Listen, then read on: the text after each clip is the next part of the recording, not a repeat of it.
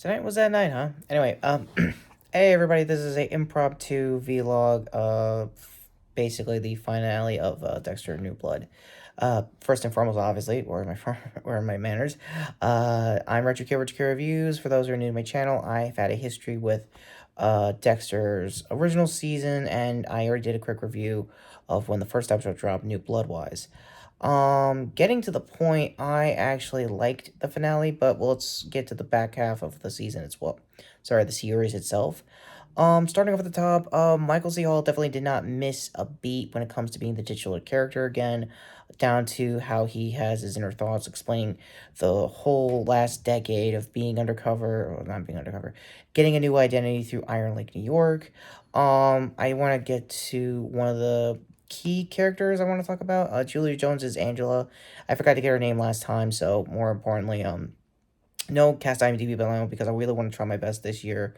For those who've been through my last year of reviewing content, want to have everyone's names with me as long as I review them. So that being said, Jake Acklock, if I got your name right, Harrison has some very heavy episodes going forward throughout the back half of the season. I think he tried to prevent a school shooting.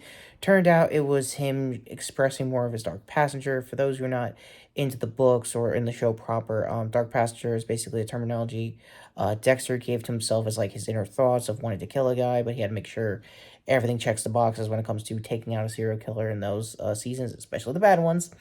But in Jake's case, in Harrison's case, sorry, I'm mispronouncing names here.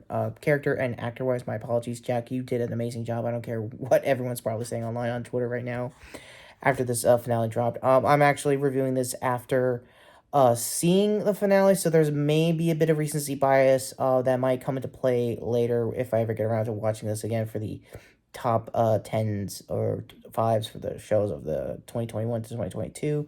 So that's hopefully where we're at. Anyway, finale wise was pretty good. For the last couple episodes, Clancy Brown's Kirk Caldwell was the serial killer for the season, and it was really nice. It was very thought out. He had a really good, I think, penultimate episode of like explaining most of his backstory through covering up some of the murders, not enough, clearly in Angela's case. For Jenny Sinoia, if I got your name right, for Audrey, she was a little cringe at first when it came to the season because again they wanted to like have some activist I guess intentions with this character, because BLM was probably still happening by the time when this was being filmed in 2020. So again, there was a bit of a red herring character that never really got addressed. There was a rich guy character who I thought was financing and helping Kurt get away with the stuff, but he never got mentioned again. Only like 2-3 episodes after that. That guy basically went nowhere for the show's history of plot holes as far as bad seasons go, Dexter wise. It's kind of a drop in the bucket compared to like the final season, all of season 5, Jordan Chase, the religion episodes, using David almost as a dark ghost character for some other a bunch of rando serial killers. Again, the original show had more bad than this show probably will have. So, mostly, what I can say mostly is what I'm talking about mainly is the finale. So, for the first big half, the stuff leading up to the finale was really good. And I loved the penultimate episode. It was basically Dexter finally explaining himself, finally going full mask off and explaining why he was what he was with Harrison after all these years, to the point of even trying to train him as the next generation for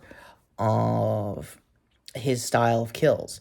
There was a video essay, hopefully I can find back up atop. I forgot the name of this channel, but he basically, when he reviewed the final season, he found out that he was the show itself was trying to train up a new serial killer to be in basically Dex's footsteps. Now, a lot of other things I forgot to mention, even in my old school retrospective when the show was new. I'll leave the links to that down below, where previous review was. And when I was reviewing the first half of this new series, is that a lot of people have compared Michael's character to Batman, and I wish I had time to be Jason on this one, so maybe I will be for the full spoilers for when we get to the wrap-ups for the year.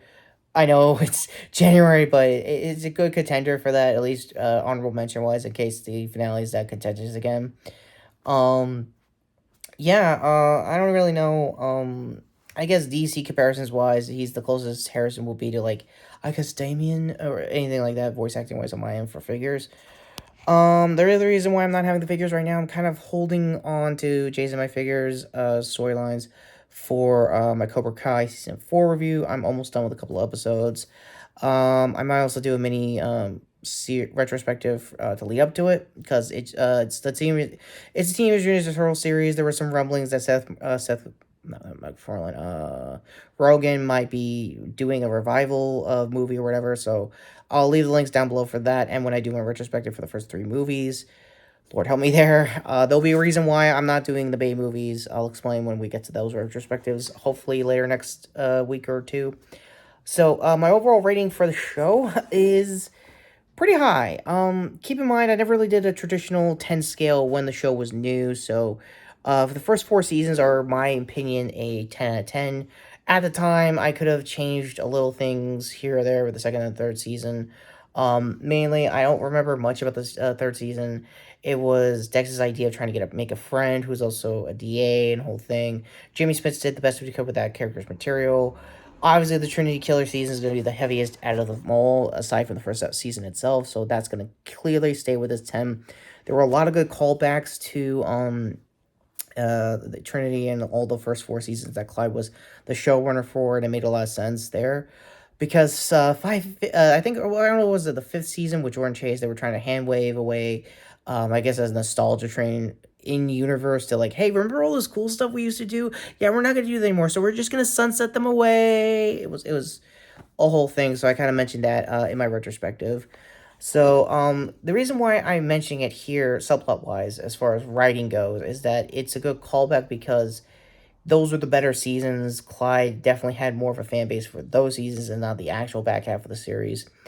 And it made a lot more sense. There were some Easter eggs here and there. I think one of Kurt's early kills in this season was him having some Jeff Lindsay books at the side. Again, it was an Easter egg thing.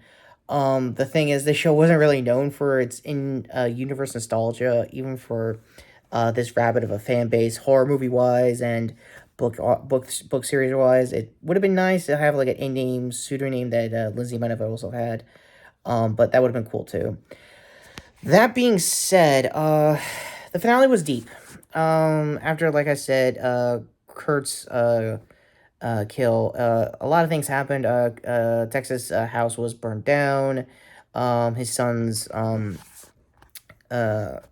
titanium rod somehow survived the fire when he was trying to burn the body earlier in the season. And I could kind of, I don't think I have that exact material for me. Full disclosure, this is a very real story that happened to me. So, forewarning, there is a little bit of as contact ID and all that stuff, but just want to let you all know I'm fine, and it happened many years ago. So, content warning 3, 2, 1. I got hit by a car in 2008, and I also have a rod in my leg. And long story short, I don't know if mine's is the exact same materials that Kurt's kid had, but I'm gonna take a wild guess. It's the rich guy version of that. I don't know, medical wise. I don't have any myths of like, oh my, I could feel when the weather was happening, kind of thing. Maybe my first year having it in my leg, but after that, it comes and goes, pain wise. So yeah, long story short, I'm better. I'm fine. It's been over like, oh God, almost 12 to 13 years that I could talk about this, personally. So, again, I don't want to go into the specifics of how I got hit by the car. Maybe as time goes on, if I ever go on a podcast, I'll probably go on minor length about it, but that's kind of where I am. And the reason why I mentioned that personal story is because that's kind of what Kurt was trying to use as a plot device to tell Angela, hey, your boyfriend actually faked his name, his life, everything, and he's also a serial killer all along, and I kind of want to expose him before I go to jail, so can we do that quick? Okay. Yeah, so that's kind of where we were. So Dex was still getting interrogated like he usually does when there's like a near caught season like he usually used to have during I think the Chuck years show running wise those last three seasons. And long story short, it was more of the same, but it felt off. It felt like it might actually happen for once. And I've been a fan of the show on and off, and even I know when I'm off, I know this is too good to be true and everything. But this is the final warning for spoilers for the show itself. If you want to sit through it, go ahead. If you have some sort of streaming service that allows you to watch it without having a Showtime subscription, like, I don't know, on Netflix or wherever, if it's coming out weekly internationally, please get the VPN. It's totally worth your time. If it's like that. If it's not, I understand. Everyone's situation is different. Please let me know in the comments down below internationally how available the show is, because it is worth your time, because Harrison kills Dexter.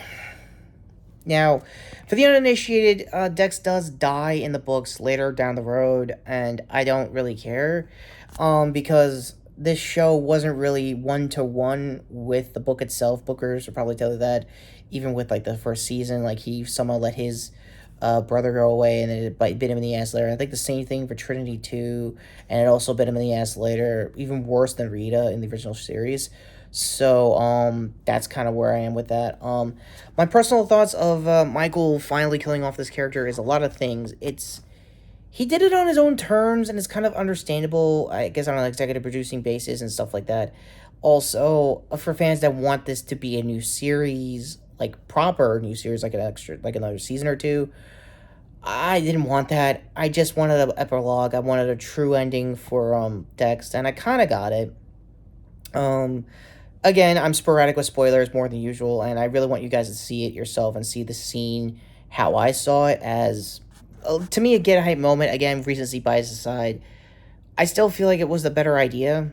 I know I might have been baited in the trailers, because there were moments where I thought, I think at the commercials, that Dex was gonna leave, and then there was like a multiple FBI investigation like coming right down the highway as his way of getting away again. But no, I got Last of Us 2, a subvertive expectation, however you want to see this plotline get ousted, because Harrison got some money from Angela and said, just go. You gotta go. You gotta, like, go now.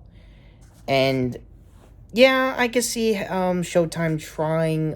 Again, I'm recording this day of the finale, so I'm not surprised if Showtime announces a second a sequel series with Harrison's perspective, like how he's been the last 10 years, growing up wise with Hannah, without Hannah, obviously, on and off, and now leading Smash Cut him to basically how he's getting away with killing his dad.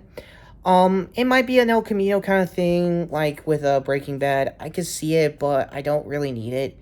I don't really need to see if Michael comes back as a ghost character for Harrison, a la, obviously, how Dexter's dad was the same thing, too. And I don't really need that. I really don't. I feel like I got what I needed out of this whole thing. Michael Z. Hall did the best what he could with the material as Dexter, and more power to him, because I think he got more writing out of this than he did on those last 4 seasons combined. So, if anything, credit to Clyde and his team for at least trying to be marginally better than what Chuck was doing back in the day, at the heyday, at the height of the show's popularity. So, I know it's probably bumming out a lot of old school Dexter fans, thinking this is a true, fully new series, and they were going to fully explore how contentious, I guess, both styles of Harrison and Dexter's kills were going to be different. And I can see, like, a lot of stories there, and maybe there was a book or two that might have gave you that, and I highly recommend the books if you're going to be like that, if that kind of plot line is kind of a thing there in the books. If not, let me know in the comments down below. Me personally, it's for the best. Like, Michael has probably been talked about for years to come back to the show, or even in my personal opinion, probably like, oh, what MCU show he's going to be doing next, or what MCU movie. Like, personally, I think everyone here should do their jobs and do whatever projects they want to do next. Honestly, it's their jobs, not mine, career-wise, but I'm okay with it. I'm a little salty that in character-wise, he's now in my same state. I know upstate and all, and if I was in character, I'd be like, how did I miss him? I thought it was Canada all along and stuff like that. But again, I'll probably be more in-depth with it with shorts or whatever, as like deleted scenes or what could have been if I did a traditional figure review with this. But no, I think it's fine. I think it's better than the actual show's finale for damn sure. But I'm looking at a channel right now called Cody Leach. I'm apologies if I got his name right. He's shitting on the show, thinking, oh, they ruined the whole fan base again. It's like, no, dude, you weren't there, man. I know that sounds pretty boomer nom vibes, but believe me, no, the original series finale is worse than this. I will defend this better probably years down the road than the original show's finale. So that's how I am. So, with conflicting, not ambiguous thoughts for future talks about the show aside, what did you think of the show? What did you think of the series as a whole? Were you an original Dexter fan, and were you also butthurt about that they weren't going to commit to a new series entirely for New Blood? But I think it's for the best personally. Do you think I'm wrong? Let me know. Like I said in the comments down below. And of course, finally coming up to my shorts playlist, where I'll probably try to do a recreation of everybody's reactions if I got time tomorrow. And also playlist also for previous reactions as well.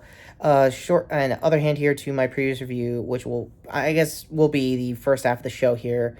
Sure always to sub to the channel down below, notification bell down below in case new details come if they are going to do a spin-off show with Harrison or whatever. Showtime wise, again, notifications if you want to see that video if that does drop. With that all being said, I am Retrokid Reviews, and yeah, tonight was that night, and will never be that night again.